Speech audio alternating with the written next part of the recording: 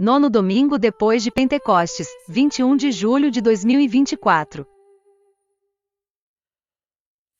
Escolhido entre muitos, é o cristão predileto de Deus.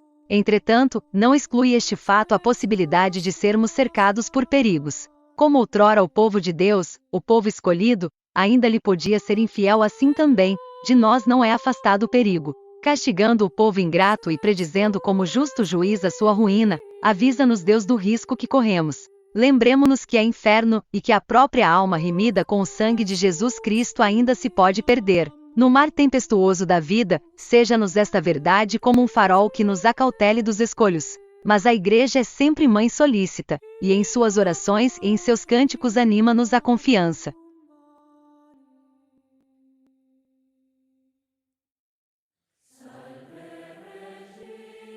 Eis que Deus vem em meu auxílio, e o Senhor é o protetor de minha alma. Voltai os males contra meus inimigos, e por vossa fidelidade, exterminai-os, ó Senhor, meu protetor. Salvai-me, ó Deus, por vosso nome, e por vosso poder, livrai-me. Glória ao Pai, ao Filho e ao Espírito Santo, como era no princípio, agora e sempre, pelos séculos dos séculos. Amém.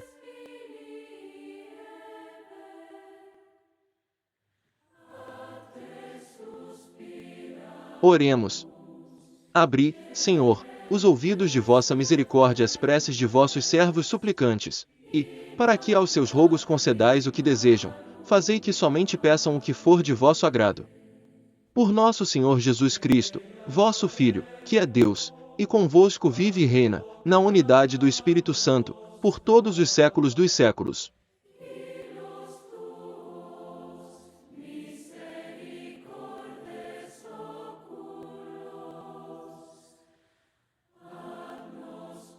Leitura da Epístola de São Paulo Apóstolo aos Coríntios. Irmãos, não cobicemos as coisas mais, como aqueles, os judeus, cobiçaram, nem vos torneis idólatras, como alguns deles, conforme está escrito, sentou-se o povo a comer e a beber, e levantou-se para dançar ao redor do bezerro de ouro. Não pratiquemos a impureza como alguns deles praticaram e morreram em um dia 23.000. Não tentemos a Cristo, como alguns deles tentaram e pereceram pelas serpentes. Nem murmureis, como alguns deles murmuraram, e foram mortos pelo anjo exterminador. Ora, todas essas coisas lhes aconteciam em figura, e estão escritas para a advertência de nós outros, chegados que estamos aos fins dos séculos. Aquele, pois, que crê estar em pé, olhe que não caia. Não vos sobrevenha a tentação acima das forças humanas. Fiel é Deus, que não permitirá sejais tentados além de vossas forças, antes fará que tireis ainda proveito da tentação, dando-vos o poder de lhe resistir.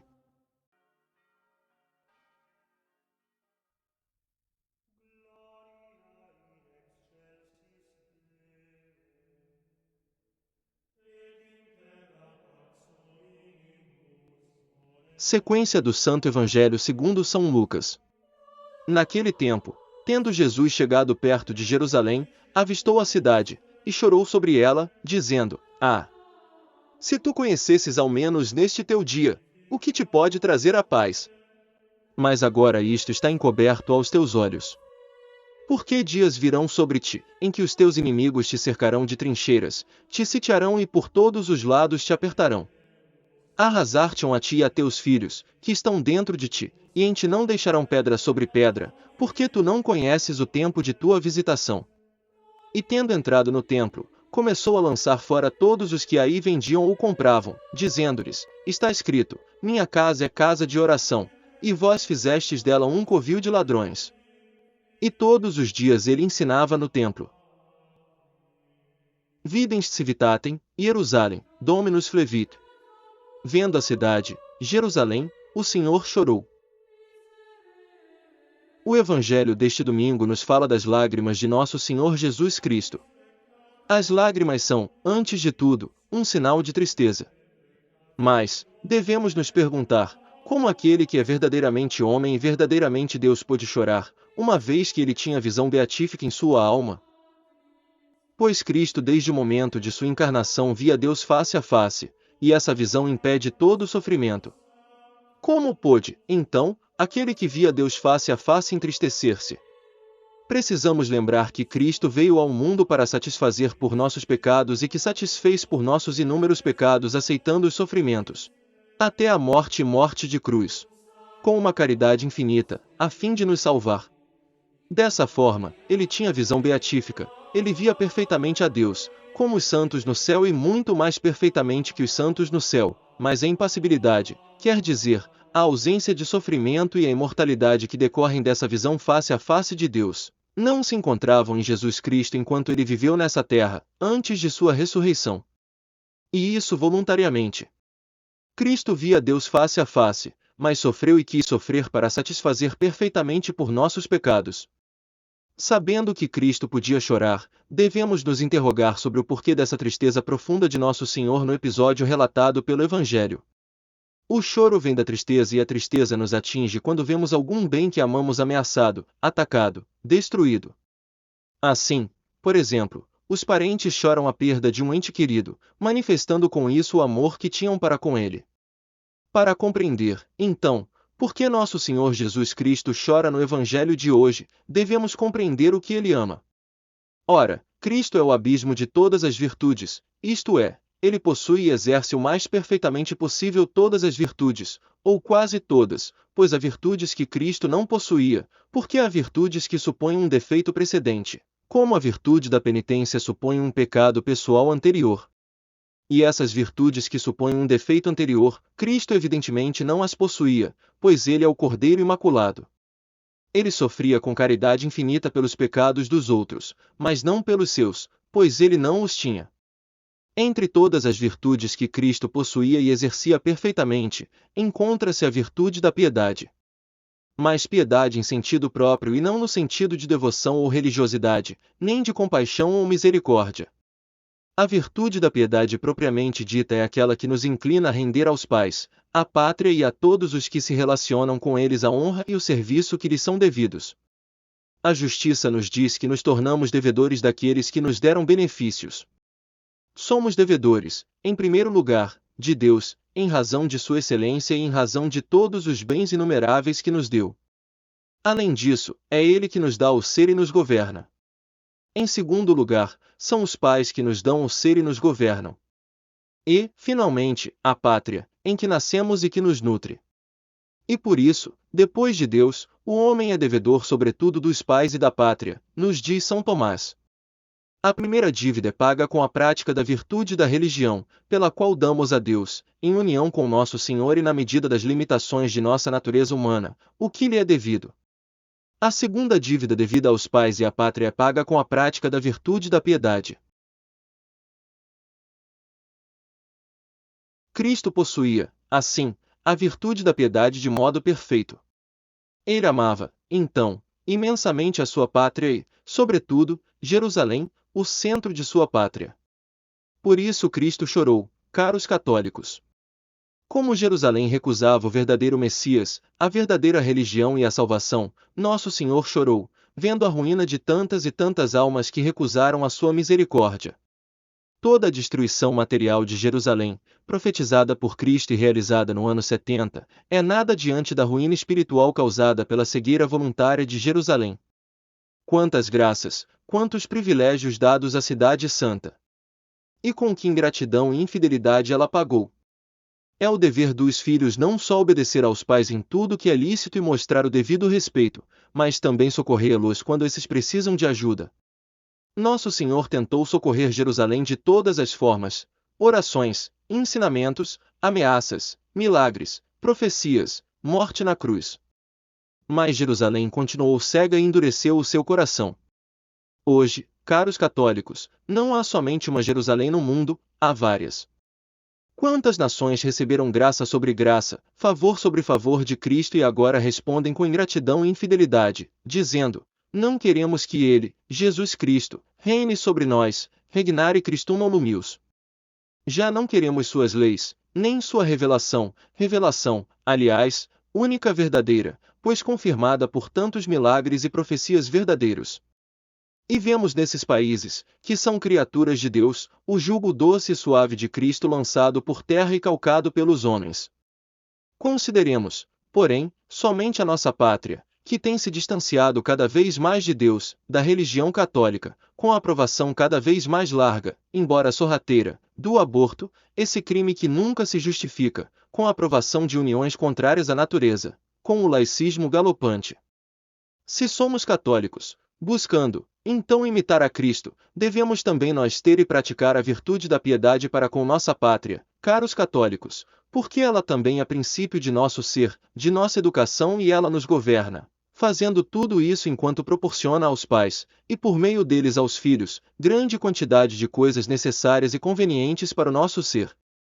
Devemos praticar a virtude da piedade para com nossa pátria como fez nosso Senhor Jesus Cristo, obedecendo a ela em tudo que é bom e socorrendo-a em suas dificuldades, sobretudo espirituais. Devemos, caros católicos, praticar a virtude da piedade buscando que nossa pátria reconheça a verdade e se submeta a ela e possa assim ajudar seus filhos não só materialmente, mas também espiritualmente, mostrando a eles o caminho, a verdade e a vida, Jesus Cristo. Para tanto, devemos rezar por ela, fazer apostolado por ela, nos mortificar por ela.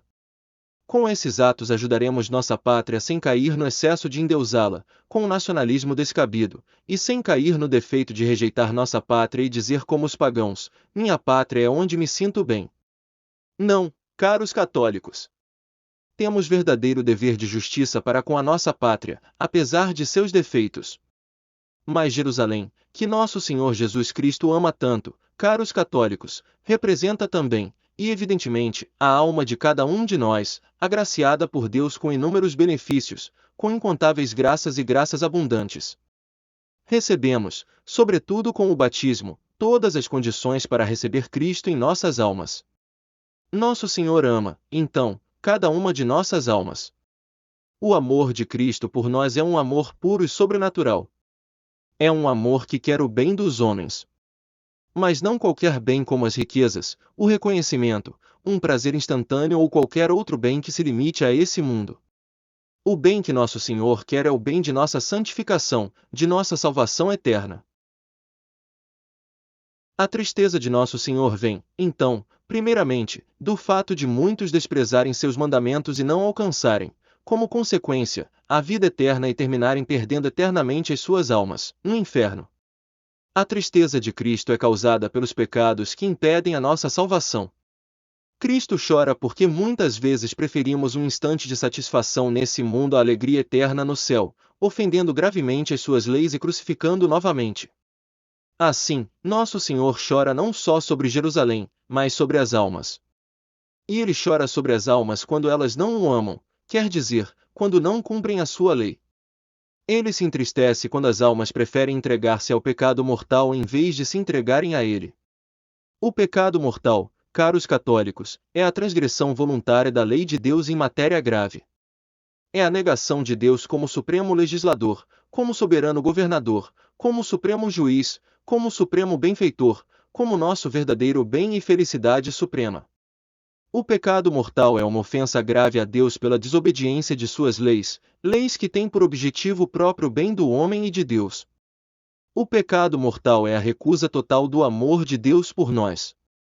O pecado mortal é o inferno em potencial, um potencial que pode virar realidade e muitas vezes vira realidade quando menos esperamos.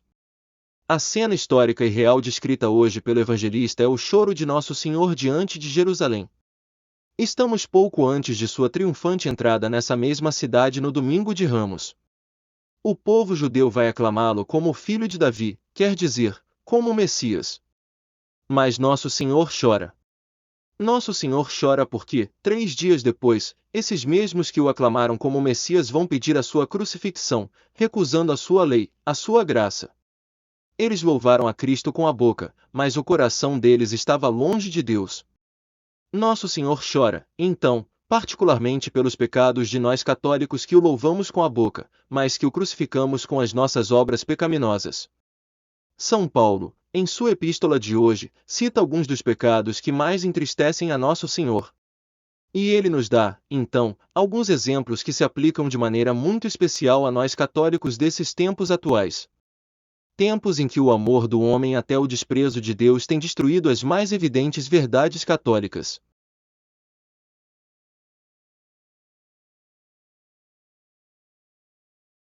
O primeiro pecado mencionado por São Paulo é a idolatria. A idolatria que nos faz adorar um falso Deus no lugar do verdadeiro.